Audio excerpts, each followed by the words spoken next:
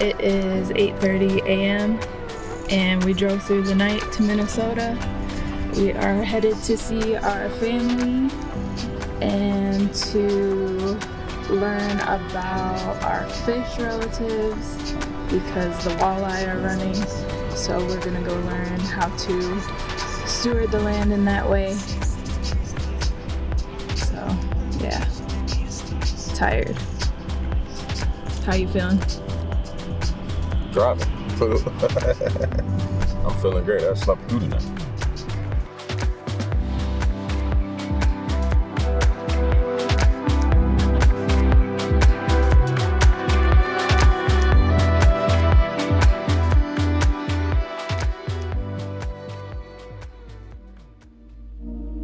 Bonjour, my name is Annie Humphrey, but I have an Indian name that my brother gave me, and it's Mamadwidashka, and it means the sound of a windstorm on the water.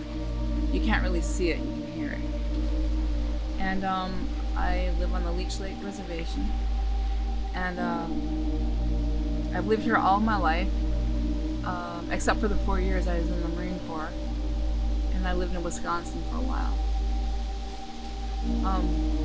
But I was raised by my parents. My father was a old school Indian, and my mom is an artist and a poet and an author, and so I kind of got, gifts from both of my parents. And we always lived really close to the land.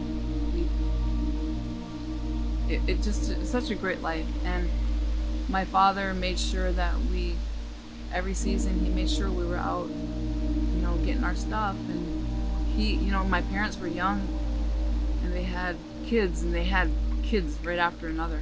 So they were always toting us around with them. We went, and we have pictures of us in the woods, in boxes, tied to a sled in a box, collecting sap with my mom. This time of year, it's late fall here, and when the waters get cold, the water temperatures go down, it's time to net walleye, and we throw in 200-foot nets in the evening, about this time of day, and we retrieve them in the morning right at sunrise, and because the fish come in and they feed, and so that's what we were about these last few days. They're in deep all summer, and then they come into the shallows when the water temperature gets colder because they want to feed. And then after it's really cold, that's all they need.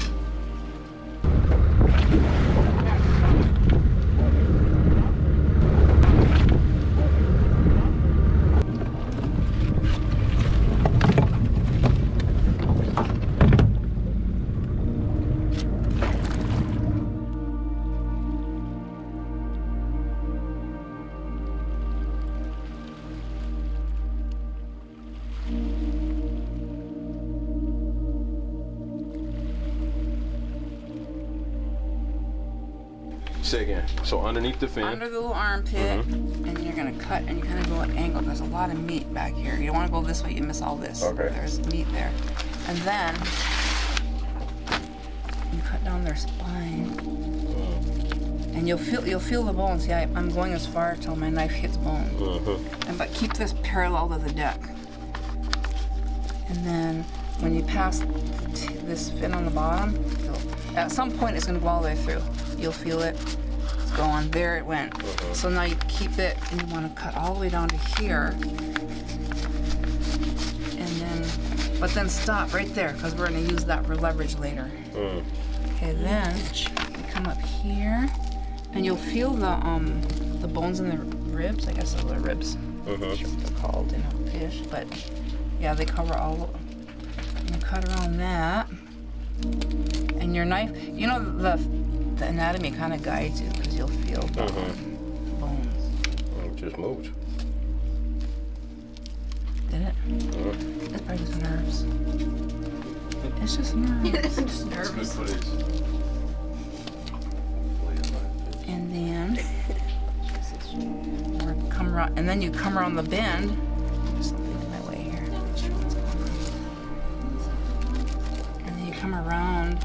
you open up to silver.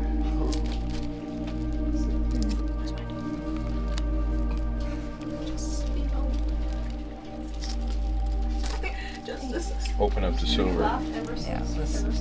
Oh, there it is. There's silver. And then just gonna separate it down. You kind of want to miss his butthole right there. That's his butt? Yeah. That's what I was about to say. You look like you're missing the bow there. Yeah. Miss that. Why is my butt not here?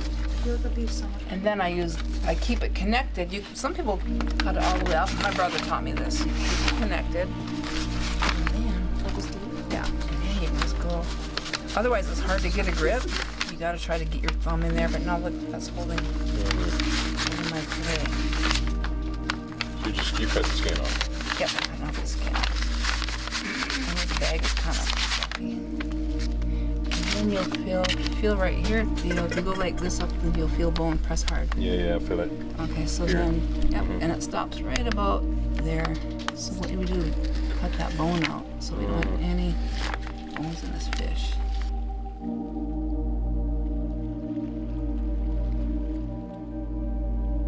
This experience is extraordinary in ways that I can't describe with words.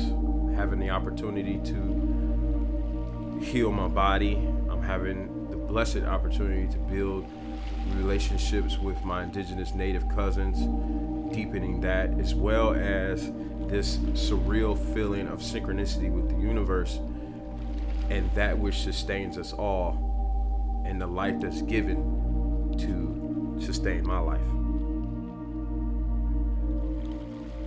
Being here, learning about our lifeways and the walleye is very inspiring to me. When filleting the fish, I feel at peace. I feel interconnected with all our relations. And it just feels natural. It feels good to my spirit to be working in this way, connecting with our food. I'm grateful to Annie and her family for sharing this knowledge with us and keeping these lifeways and traditions alive. When you guys come from Detroit, I just think it's really cool. I mean, you come here and you're one of us.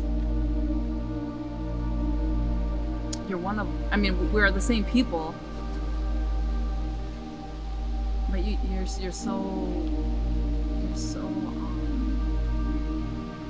so respectful and graceful and gracious and humble in your approach to us, out here. I just, it makes me want to come back, can we do this next? Come back, can we do this next? And let's make a blanket, because that has to happen now. And the winter time is our sowing time and our beating time, and